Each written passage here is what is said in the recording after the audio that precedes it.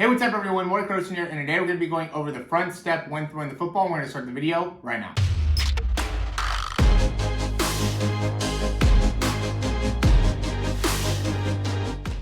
So this is something I've talked a lot about in the past, how the load has a big impact on how you're able to actually throw the ball and how much force you're able to get into the ball. And one of the big parts that go into the load is that initial step. So what I did is I went through a wide range of different types of front steps to be able to kind of compare and contrast which ones worked the best, which ones were a little bit more difficult, what were some of the issues, just to give you a little bit more understanding of how to utilize that front leg to really be able to maximize your throw. So the first thing that I did here was I took like a short step and then I came across my body here, right? So you can see that on both sides. Really, the better side is going to be from the back. And what happens here when you take that short step to the side, obviously you really set yourself up to have a lot of makeup ground to be able to get those hips all the way through. So it messes up that ability to create good hip and shoulder disassociation during the throw. The thing that I actually did like about it though, is it makes it a lot easier to be able to keep my hand a little bit more on top of the ball as I'm releasing. So in comparison, when I stepped out to more of like the side here, I felt like when I did that, I had more of a tendency to bring that ball up, and it was a little bit more of a rotational movement that was going on within the throw in general, where when I did this, it felt a lot easier to keep everything right on track, and I didn't feel like that ball got behind my head too much. So it actually did, I think, help out the arm motion a little bit, but that still doesn't make it so it's a good thing to do, just because I had to use basically all arm to throw, and I was basically missing all of them low, right? You can see how that one ended up going really low during that throw here. The next one's just gonna be a short normal step. Okay, so again, you can see here, and even when I'm taking this step, I'm immediately kind of shifting my weight forward. And that ends up being the big problem with these short steps, is that you basically immediately have to be able to get the weight to shift all the way forward and through. And while that could be beneficial in making it so you're a little bit quicker with your overall release, you're just not going to be able to utilize as much of your lower body during the throw. So I felt like my release was a little bit quicker here, but I really wasn't able to utilize much of the lower body. I had to use all of my upper body. And you can see even as I'm coming through, I'm having to kind of push my hips back as I'm going through the throw rather than actually driving my hips forward during the throw, which is going to obviously have a negative impact on me long term. So this one was supposed to be stepping off more to the side. I'm really not used to stepping off, really a lot to the side. So to me, I felt like I was stepping off, to the side here, but now that I'm looking at it, I really wasn't that much.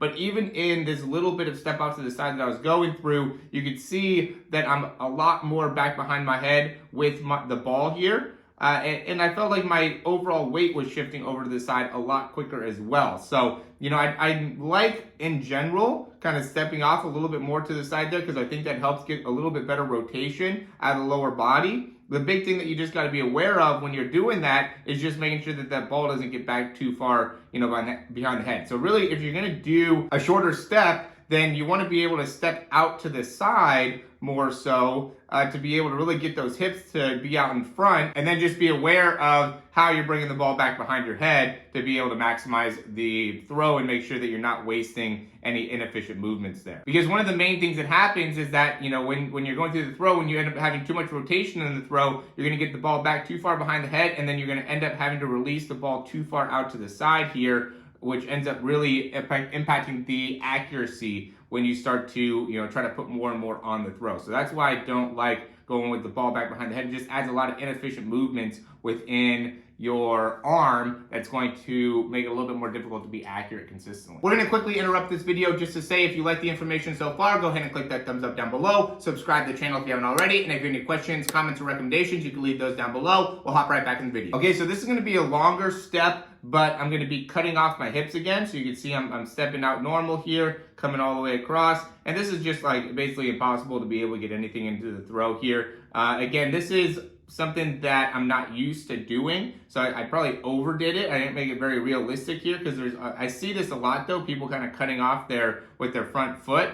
They usually don't do it this much. I'm definitely, again, overdoing it. But the thing that's interesting about it is just how it impacts where my arm is as I'm finishing the throw. I do actually like where my arm's at right there in comparison to that last video where my arm was at. So, I think that you want to have a healthy balance of where you're stepping with the throw. So, you could step off to the side. We'll go in a couple throws in.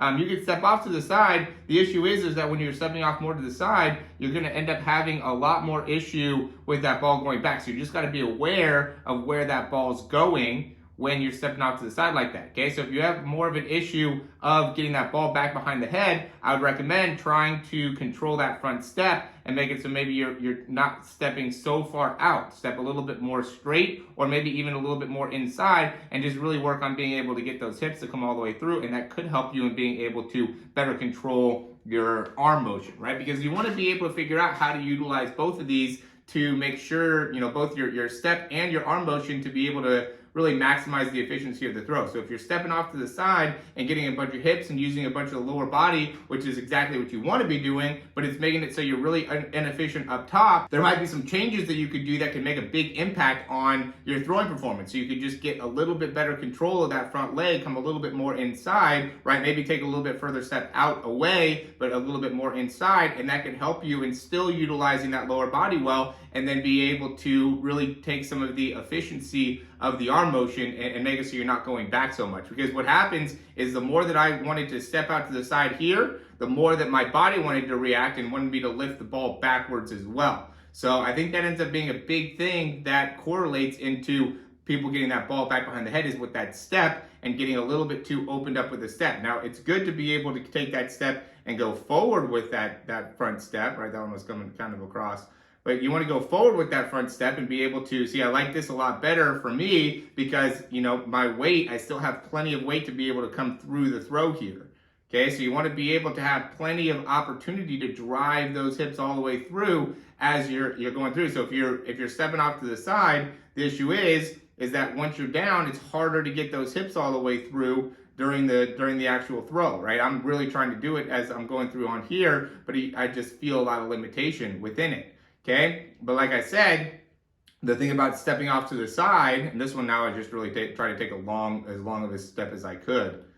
But the thing about stepping off to the side is that when you start to implement that, I really felt myself wanting to go backwards with the football. Okay, so, again, just be aware of that. This is going to be a video to be able to utilize for your own good in helping you in understanding how you could use that front leg to be able to throw the ball more effectively. And I do recommend you going through this. Step a little bit across, step a little bit further out, keep that front foot straight ahead. You want to be working on your mechanics. You want to be trying out new things. Even me going through this, I was like, wow, this is super beneficial even for my own throw. It really allowed me the opportunity to feel my lower body and really feel what works within my lower body. And now being able to look at the film of it, I'm able to see, okay, this worked better with my lower body, and then this worked better with my upper body. So I'm going to be able to implement, the type of throw that utilizes both, right? In comparison to, not getting very much video, or only getting a certain angle of video with your step and with your throwing motion, so you don't know, where you're at in being able to fix your throwing motion. And that's the key here, guys. You've got to have great mechanics. If you're looking to throw the ball more accurately, get the ball out of your hands quicker, have more power on it, more velocity on it, throw the ball further, you got to be able to look at your mechanics and understand what you're doing and where you can make improvements.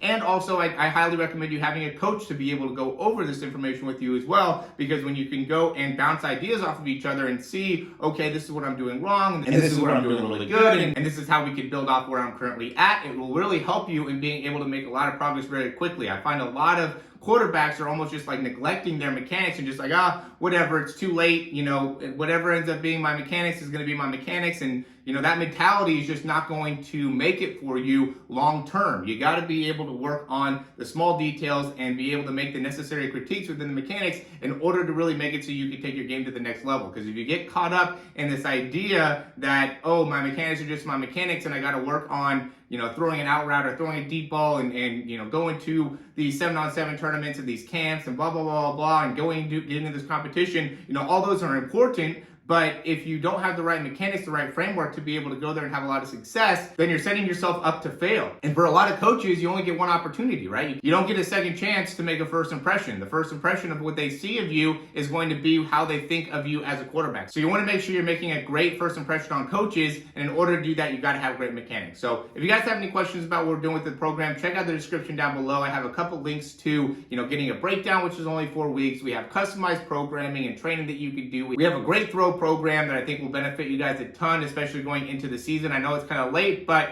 I'm adding so much value to the program that even if it's pretty late on, it's still going to be able to make a ton of progress even going into your season in terms of drills, exercises, things that you could even do during the season that will continue to help build your mechanics and make it so you're a better quarterback overall. And there's no perfect time to do something like this. If anything, this is the perfect time because we're going into football season. This is the most concentration that you're putting into football is right now. So if your mechanics need some work, check out the description down below or send me an email, give me a call, whatever ends up being the best case. Want to be able to help you guys out. As always, thanks for watching. Like, subscribe, comment. Talk to you soon.